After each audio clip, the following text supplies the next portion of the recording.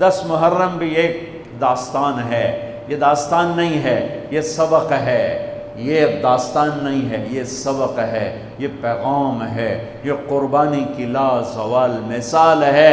لوگ شہید ہو کے عزت پاتے ہیں، اور میں کہتا ہوں حسین نے شہادت کو عزت عطا کر دی۔ لوگ شہید ہو کر عزت کا تاج سر پہ سجاتے ہیں، لیکن حسین نے شہید ہو کر شہادت کے سر پہ عزت کا تاج سجا دیا۔ لوگ قربان ہو کر بڑے بنتے ہیں، اور حسین نے قربان ہو کر قربانی کو بڑا بنا دیا۔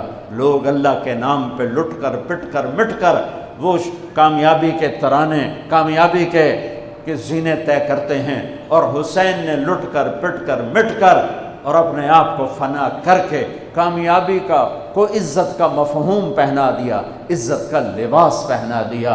اس لیے تو میں اپنی طرف سے لفاظی نہیں کر رہا ہوں، میرے نبی نے کہا جنت کے سردار ہیں حسن اور حسین۔ میرا رب کہے گا جنت سے، اے جنت میں نے تمہیں خوبصورت، ارے وہ جنت پہلے ہی بڑی سونی ہے، اس کو خوبصورت بنانے کے لیے سنو، اور بڑے زمانے بعد حدیث یاد آئی، میرے نبی نے میرے اللہ فرمائیں گے اے جنت میں نے تمہیں حسن اور حسین سے خوبصورت بنا دیا۔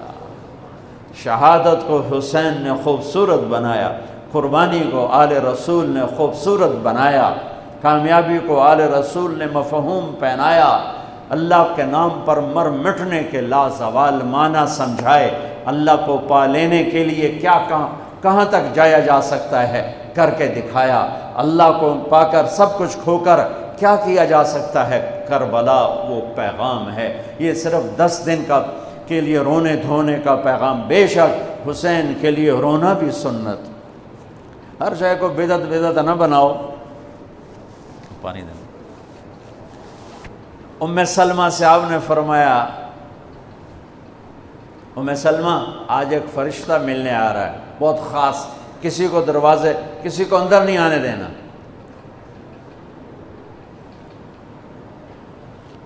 حضرت ام سلمہ پیرے پہ کھڑی ہو گئی، تھوڑی دیر میں حسین آ گئے، چھوٹے بچے معصوم ابھی، اندر جانے لگے، انہوں نے روک دیا، وہ رونے لگے، وہ روئے تو انہوں نے چھوڑ دیا۔ تھوڑی دیر کے بعد اندر سے میرے نبی کے زور زور سے رونے کی آواز آئی، زور زور سے رونے کی آواز آئی۔ ام سلمہ رہ نہ سکی، بھاگ کے اندر گئیں، تو آپ نے کیا دیکھا؟ آپ نے حسین کو یوں سینے سے چمٹایا ہوا تھا اور ایسے ہل ہل کے رو رہے تھے، ایسے بلک بلک سسک سسک کے رو رہے تھے، اور آپ کے آنسو آپ کے رخسار اور داڑھی پر اتر کر رہے تھے، اور آپ نے یوں بھینچا ہوا، ایسے دبایا ہوا تھا۔ تو حضرت ام سلمہ نے کہا میرے ماں باپ قربان یا رسول اللہ، کیا ہوا؟ آپ ایسے تڑپ کے کیوں رو رہے ہیں؟ تو آپ نے روتی آواز میں کہا، بہتے آنسوؤں کے ساتھ، کپ کپاتے بدن کے ساتھ، کہ ام سلمہ یہ فرشتہ جو مجھے ملنے آیا تھا یہ میرے بچے کو دیکھ کر کہہ رہا ہے کہ آپ کی امت اس بچے کو قتل کر دے گی، اور جہاں اس کا خون گرے گا وہ مٹی مجھے دکھائی ہے اس نے، کہ میں اس لیے اس پہ رو رہا ہوں۔ ابھی تو وہ شہید نہیں ہوئے اور رویا جا رہا ہے، تو ہم تو ان کی شہادت پہ روتے ہیں بھائی، ہم تو ان کی شہادت پہ روتے ہیں، اور یہ قیامت تک روتے رہے گی دنیا۔ قیامت، یہ اللہ کا نظام ہے، اس نے کربلا کے واقعے کو یوں کر دیا جیسے ہر سال آج ہی ہوا ہے، آج ہی حسین شہید ہو رہے ہیں، آج ہی عبداللہ کا سر کٹ رہا ہے، آج ہی زینب کی چادر کو پھاڑا جا رہا ہے، آج ہی لاشوں کو گھسیٹا جا رہا ہے۔ وہ میں حیران ہوتا ہوں، ٹیپو سلطان سرنگا پٹم میں شہید ہوئے، دشمن کون انگریز کون کافر، تو برطانوی لشکر نے ان کو توپوں کی سلامی دے کر دفن کیا، اور عزت و احترام کے ساتھ دفن کیا، اور میرے نبی کے نواسے کی لاش کو ان کم بختوں نے کفن بھی نہ پہنانے دیا، جنازہ بھی نہ پڑھنے دیا، دفن بھی نہیں کرنے دیا۔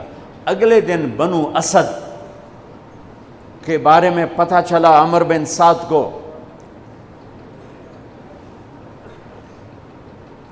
تو راتوں کہ وہ ان کو دفنانے والے ہیں، تو راتوں رات ان کو بغیر جنازوں کے مٹی میں دبا دیا اور اوپر پانی چھوڑ دیا کہ کوئی پتہ ہی نہ چلے حسین کی لاش۔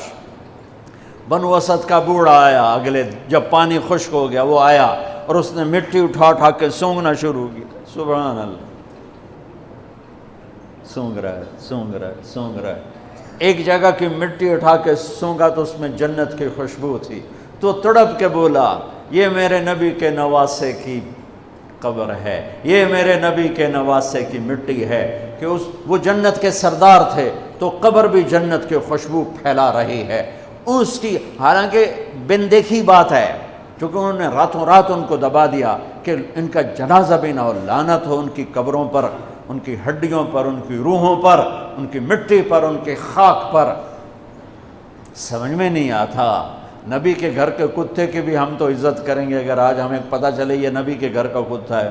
ان کم بختوں کے سامنے نبی کے نواسے کھڑے تھے، نبی کی نواسیاں تھیں اور نبی کی اولاد تھی، اور ان کے دل ایسے پتھر، آنکھیں ایسی اندھی، کان ایسے بہرے کہ انہیں ایسے تلوار چلائی جیسے سامنے کوئی رومی لشکر کھڑا ہو، یا جیسے سامنے کوئی فارسی لشکر کھڑا ہو۔ اتنے عظیم ہستیاں، میں کہاں سے بیان کروں،